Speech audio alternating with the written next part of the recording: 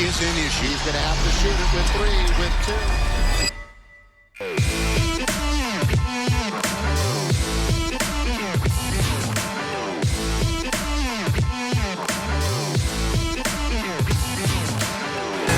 He did it again! Amazing! What's up, guys? I'm Steve Butcher. I'm from Auckland, New Zealand, currently living in California. I've been tattooing for 9 years and I do color realism. Well, I grew up in like a kind of middle household, I suppose. We weren't rich, but we weren't super poor. My nana was very into art and could draw and stuff like that. My mom couldn't draw a stick figure to save herself. So she reckons I got most of my artistic talent from my nana. When I was growing up, I always drew, and I can remember being at elementary school and doing everybody's title pages for them and stuff like that. Like I was always the guy who drew. Then as I started getting into art, I started kind of like flunking school a bit, and then I got like, they let me do all 3 of the arts at high school, which you're only supposed to allowed to do 2. So I did all 3 for a year, and then I left high school and went straight to college for art. And there I studied for 4 years, got my bachelor's. In the 3rd year, my nana passed away, and I ended up getting a portrait of her from a friend of mine. It wasn't very good, it was just kind of like, it was just the moment, it was cool to get something from a friend at the time. And then he kind of saw my artwork and suggested I get into tattooing. He's like, man, you'd be fucking good, because he saw one of my paintings. So I kind of bought my own stuff off the internet and just started jamming on my friends at home. And for about 6 to 8 months, I just tattooed out of my house, just tattooing friends. And then I graduated, and then in 2 months I had a job at a street shop, and I started working there for 2 years. And kind of got better at color realism, started doing it a little bit, and then I got a job with Matt Jordan.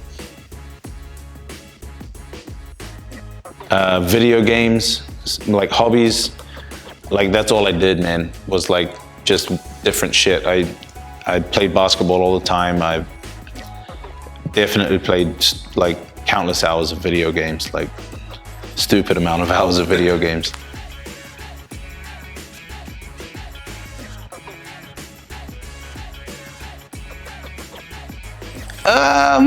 I don't know about regret, but I definitely have some tattoos I wish I'd had just waited, and like this one on my forearm, I wish I still had this spot, because it's such a good spot to have something dope, you know what I mean? But of course, these are the first spots you get tattooed because they're the easiest, so, and you can kind of show it off a bit more, When you first get a tattoo, you're like, hey, look at this,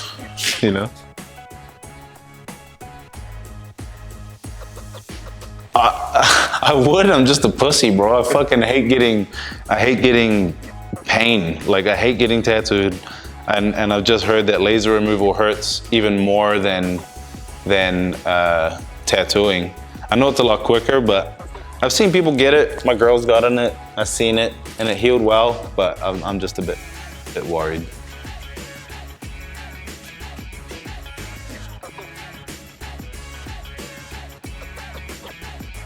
It did gradually build, but a few things definitely kind of peaked it and spiked it. Like getting my work shown on ESPN on TV was definitely crazy, bro. Like I got so many followers from that, and like different kinds of customers hitting me up, because before then it was only like the tattoo enthusiasts, that really hit me up and asked for appointments.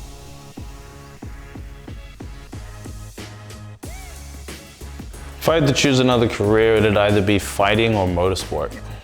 I've always gotten into fights when I was a kid and stuff, and I just like the idea of like training. Like fighters hit their peak in their 30s, like I'm already old. I can't be no NBA player, bro. I'd love to play basketball, but there's no way I'm making the NBA. So fighting, I don't know, training my whole life and staying fit, and then like, I think I'm a pretty good fighter.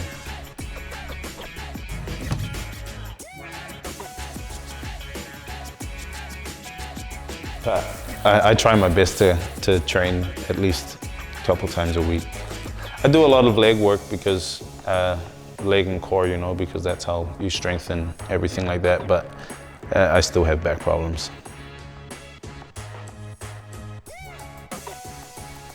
I think I'm a bit of both. Like, I'm like Jekyll and Hyde when it comes to that sort of shit. Like, I like being around people, but it has to be the right kind of people. I like meeting new people, but I have to be in the right headspace to be able to do it, you know what I mean? Like, but I also like being in my own space. I love being at home. I love just lying in bed watching movies.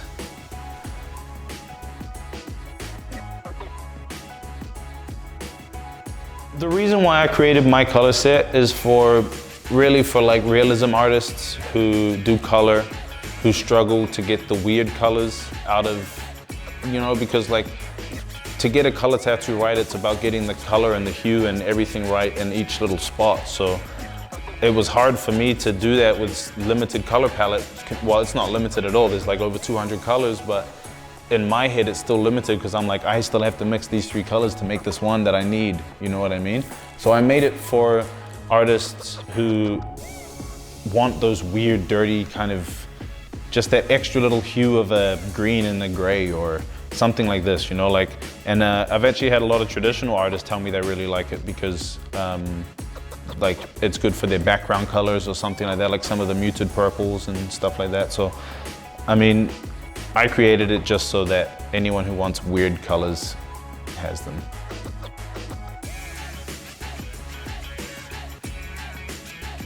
I mean, it's more or less about contrast. I try to save the skin so that you can have really crisp, clean whites where the really highlight of the sweat is, but you also need to have darker spots in between or where it's wet to like amplify the contrast to make it really look like it's wet.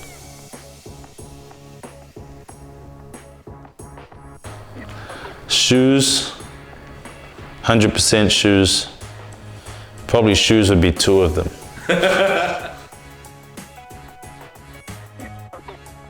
I'm trying my best to kind of stay home again, trying to save, man. I spent so much money on flights and accommodation and just general travel expenses, you know what I mean? It's just, you can't save when you're doing stuff like that. You just gotta kind of be frivolous and just kind of work paycheck to paycheck to kind of pay the next trip and everything, you know? So now I'm getting older, you know, I wanna kind of settle down. I got nothing planned for my fucking retirement.